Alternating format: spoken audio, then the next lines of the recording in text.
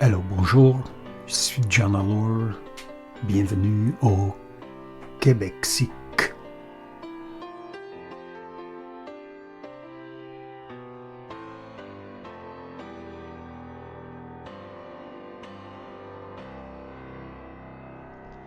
Bonjour, hi, je suis Tracy Wing pour Québec Sick. Produit et écrit par John Allard. Aujourd'hui, nous allons vous parler de les meurtres de Raymond Grimard et Manon Bergeron. Est-il possible de parler de bas-fond à Sherbrooke et même d'oser avancer qu'une guerre ouverte y est déclarée? Serait-il plus juste de dire que l'on est en train de procéder à un nettoyage de règles, motivé par la crainte ou la prudence, dans un milieu peu recommandable de la ville? Il est certain qu'il se passe des choses depuis le début de juin, et ce qu'il est maintenant convenu d'appeler de deux règlements de compte, celui du 24 juin et le double du 6 juillet, dénote que certaines personnes ne se sentent pas bien dans leur peau et peut-être que d'autres craignent pour la leur. Ça, c'était cité de la Tribune du 8 juillet 1978, indice d'un grand nettoyage dans un certain milieu louche. Comme je vous ai mentionné dans le dernier balado, on veut pas vous offusquer. John aime Sherbrooke. Et moi, bien sûr, c'était la grande ville pour moi qui a grandi à Stansted. C'est là que j'ai été à mes études, j'ai été à Champlain, puis j'ai été à Bishop. Mais il y a une tendance à dégrader n'importe quel endroit de notre passé, et pour John, l'ouest de l'île de Montréal était une dompe. Saint John au Nouveau-Brunswick était le trou de cul du Canada. Toronto a toujours eu un complexe d'infériorité, et Scarborough, où il vit actuellement, était une ville à moulins avant qu'elle soit envahie par des intellectuels universitaires. Chaque fois que John visite les cantons de l'Est, John essaye d'y voir un peu de lumière, car les ténèbres de son passé peuvent lui étouffer. Quand il est à Compton, il commande le petit déjeuner, il visionne le Journal de Montréal, la Tribune, au même restaurant à chaque fois. Et il ne dit jamais pourquoi il est là, pour qui il est là, jamais. Lorsque Patricia Pearson et lui ont visité il y a quelques années, en faisant des recherches pour son livre ou leur livre Wish You Were Here, ils se sont assurés de prendre le temps pour de bonnes choses, comme la fromagerie La Station. Vous devez investir du temps pour voir le bien. En anglais, on dit « You gotta kick at the darkness till it bleeds daylight ». En français, on pourrait traduire ça comme « donner des coups de pied à la noirceur, à l'obscurité, jusqu'à temps que ça saigne de la lumière ». Dans l'après-midi du jeudi 6 juillet 1978, Alain Boulanger, un étudiant de l'école secondaire, se promène en moto sur les sentiers au sud de Lennoxville lorsqu'il aperçoit un homme étendu sur le sol près du chemin Asbury, près de la route 143, à environ 11 km au sud de Sherbrooke. Alarmé, Alain est rentré à la maison pour prévenir sa mère. Et c'est ainsi que l'on sait qu'on est arrivé à Sherbrooke. La mère a immédiatement informé son enfant de retourner vérifier si l'homme était bien mort. L'enquête dans cette affaire a été menée par le sergent Marcoux, assisté des détectives Réal Châteauneuf, de l'affaire Fecteau, Noël Bolduc et Roch Godreau du Bureau des enquêtes criminelles de la division de l'Estrie de la Sûreté du Québec. Le constable Michel Poulain de la SQ est le premier à arriver sur les lieux. L'homme était couché dans un pâturage et avait été abattu de 9 balles. À une vingtaine de mètres de l'homme, les policiers ont découvert le corps d'une femme. Ils ont d'abord pensé qu'elle avait également été abattue, tant le traumatisme à la tête était important. Après un examen plus approfondi, la police a découvert qu'elle avait été battue, probablement avec le bout d'un fusil, et étranglée par une corde qui restait autour de son cou. Rappelons-nous que Louise Camiran avait également un lacet autour de son cou. À environ 7 km au nord, au terrain de golf de Lennoxville, rapidement la police découvre une Cadillac 1970 abandonnée, enregistrée au nom de Manon Bergeron du 325 rue High à Sherbrooke. À partir de là, la police a pu déterminer que les corps dans le pâturage au sud de Lennoxville étaient ceux de Manon Bergeron, 20 ans, et de son petit ami de 38 ans, Raymond Grimard. Si vous êtes sur le vidéo YouTube, vous pouvez visualiser les lieux géographiques.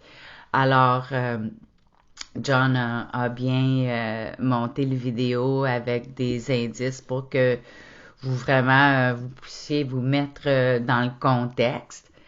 Alors, les autopsies ont été pratiquées le 8 juillet. Le médecin légiste a estimé que Raymond Grimard et Manon Bergeron étaient morts depuis environ 48 heures, mais pas plus de 72.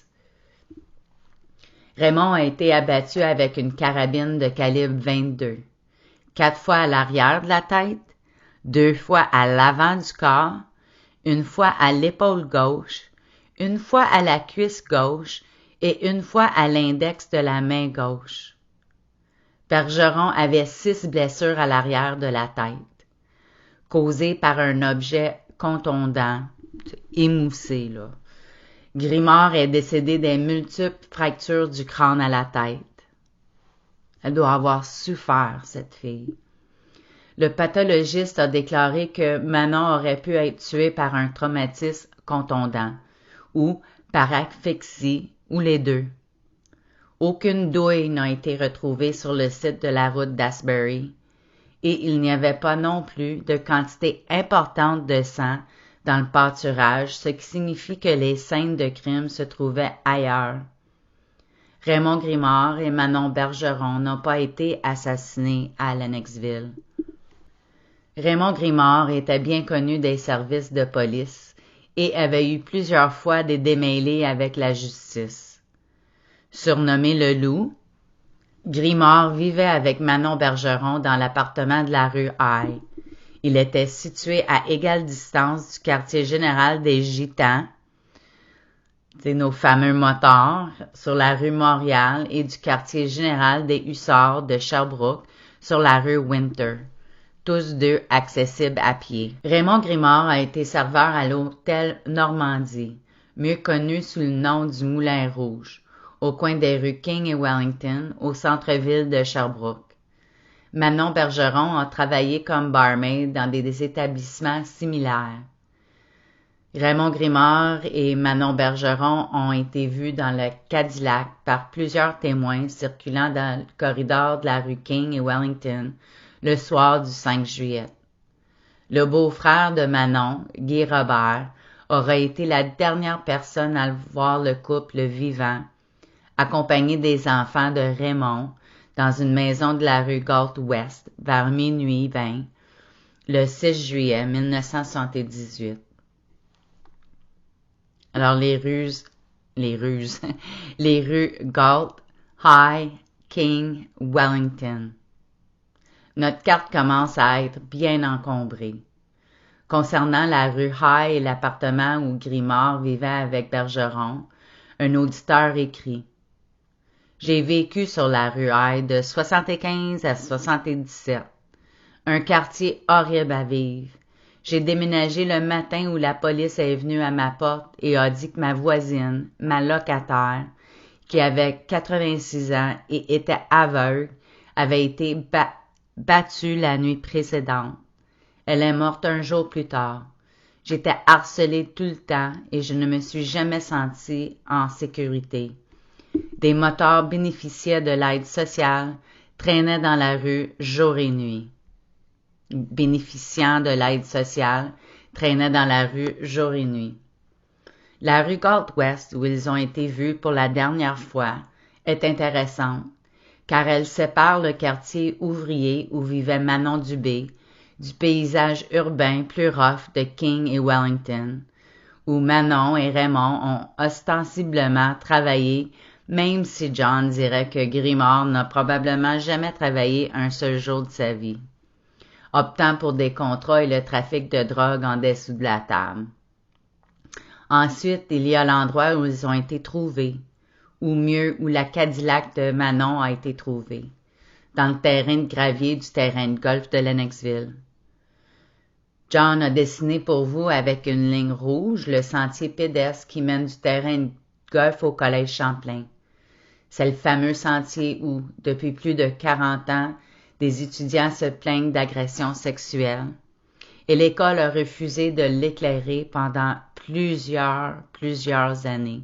Je crois que c'est l'année dernière ou l'année d'avant qu'ils ont finalement décidé d'éclairer ce sentier. Je sais que nous avons dit que la zone est petite, et cela ne veut peut-être rien dire, mais notre petit monde du crime devient vraiment très petit. Où ils vivaient, où ils travaillaient, où ils ont été vus pour la dernière fois, où ils ont été trouvés. Pour John, il est tout simplement fondamental de vouloir savoir ces choses. Récemment, l'unité des affaires non résolues de la Sûreté du Québec lui a vanté le fait qu'elle s'était finalement rendue dans les cantons de l'Est et avait visité l'endroit où Teresa alors avait été vue pour la dernière fois, où elle vivait, où elle avait été trouvée, où son portefeuille avait été trouvé. Il était visiblement très fier de cette réalisation, de cet exercice. Leur unité existe depuis 2004. John et moi ont mal à comprendre pourquoi il leur ont fallu 18 ans pour y parvenir. Ils lui ont également mentionné à 3 reprises au cours des 4 derniers mois comment, en 1979, après la découverte du corps de Teresa, ils ont organisé une réunion publique à Compton et interrogé pratiquement tous les membres de la communauté. Et c'est très bien, mais le fait est qu'ils avaient à ce moment-là 4 meurtres et une morte suspecte. Tous dans leur district des cantons de l'Est, la majorité ayant des liens avec près de Sherbrooke et la majorité ayant des associations et des interassociations avec ce fameux corridor de la rue King et Wellington. Ils auraient dû concentrer leurs efforts là. Les gens de Compton, eux, ils savaient rien. Comme pour Carole Fecteau, dont le corps avait été retrouvé 12 jours plus tôt à East Hereford, Raymond Grimard et Manon Bergeron avaient été dépouillés de leurs papiers d'identité. Lorsque l'agent de la Sûreté du Québec, Réal Châteauneuf, est arrivé sur le site de la route d'Asbury, il a trouvé 19 $ et un morceau de papier sur le corps de Raymond Grimard. Le papier contenait un numéro de téléphone et le nom Tricia Hall. Le numéro de téléphone correspondait à celui du quartier général local de la Sûreté du Québec et Patrick Hall était un détective de ce détachement. Ces informations ont permis de supposer que Raymond Grimard, le loup, du milieu criminel motard de Sherbrooke, avait changé de camp et travaille maintenant comme délateur de la police. L'agent Réal Châteauneuf révélera plus tard que le 4 juillet, la police a surveillé Raymond Grimard et plusieurs membres des motards et a suivi un certain nombre de voitures et de motos de Sherbrooke à North Hatley. Le groupe a passé environ une demi-heure à surveiller une banque dans le village, sous l'œil attentif de la SQ. La police soupçonnait la bande de préparer un hold-up, mais a mis fin à l'opération lorsqu'elle a commencé à penser qu'elle était surveillée. La gang comprend Raymond Grimard, Jean Charland, Mario Vallière et Fernand Laplante. Nous connaissons Jean Charland. Mario Vallière était un petit bandit qui vendait pour environ 500 $ de drogue par semaine à Charland et à Leloup, Raymond Grimard. Selon Mario Vallière, Carole Fecteau, à son tour, était une trafiquante de drogue pour Jean Charland et Raymond Grimard dans les rues de la King et Wellington. Sur la base de toutes les preuves qu'il a recueillies, l'agent Réal Châteauneuf commence à croire que quelqu'un a appris que Raymond Grimard travaillait pour la police et que c'est la raison de son exécution. Pourquoi l'avoir dépouillé de son identité, tout en négligeant d'enlever le papier qui le liait à la police? Était-ce un message du milieu de motards de Sherbrooke? Ou le papier portant le nom et le numéro de Tricia Hall a-t-il été placé sur Grimard pour détourner l'attention du véritable délateur de la police? Le papier a-t-il même été déposé par les meurtriers? Ou était-il en fait placé là par la police elle-même pour détourner l'attention des autres enquêteurs de la piste de leur véritable délateur?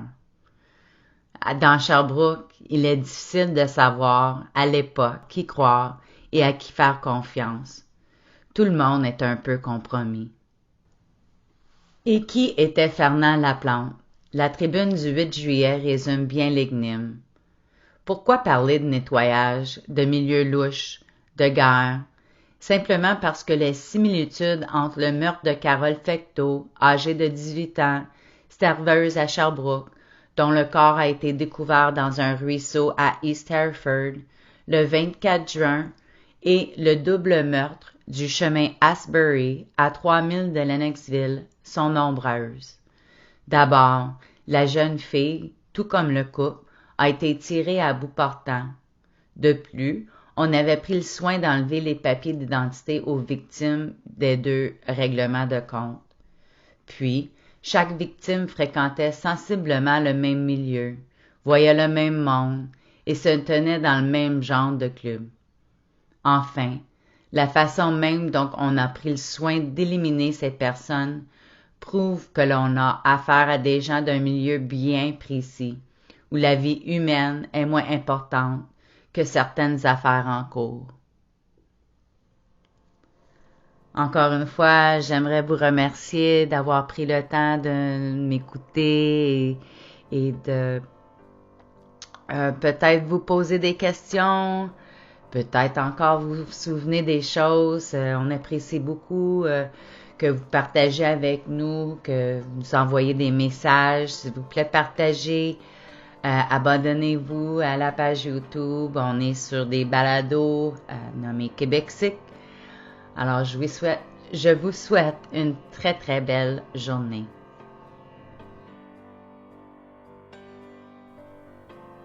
Encore, si vous avez des informations pour résoudre une crime, contactez la Sûreté du Québec à 1-800-659-4264, peut-être par courriel à CIC à commercial sûreté.qc.ca.